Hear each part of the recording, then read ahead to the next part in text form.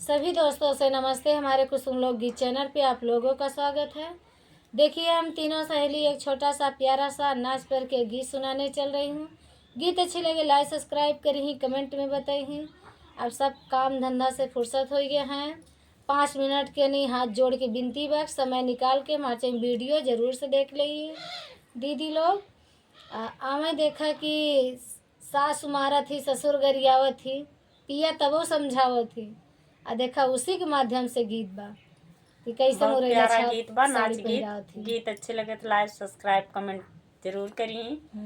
दोस्तों आइए गीत के सुनाती हूँ। चला। मुरैला छाप साड़ी रजा हमें पहिरावे, मुरैला छाप साड़ी रजा हमें पहिरावे, हमें पहिरावे रजा हमें पहिरावे, मुरैला छाप साड़ी रजा हमें पहिरावे, मुरैला छाप साड़ी रजा हमें पहिरावे।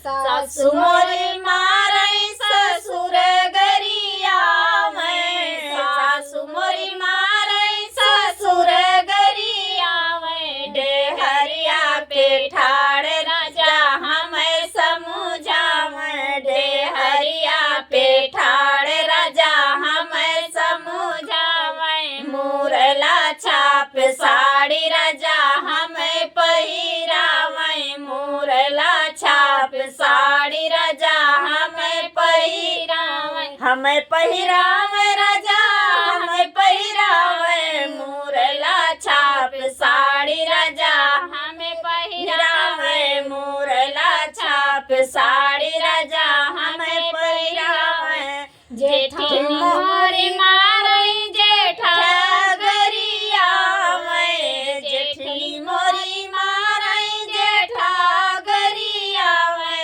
डेहरिया पे ठाड़ राजा हमें समझावे, डेहरिया पे ठाड़ राजा हमें समझावे, मुरैला छाप साड़ी राजा हमें पहिरावे, मुरैला छाप साड़ी राजा हमें पहिरावे, हमें पहिरावे राजा हमें पहिरावे, मुरैला छाप साड़ी राजा हमें पहिरावे, मुरैला छाप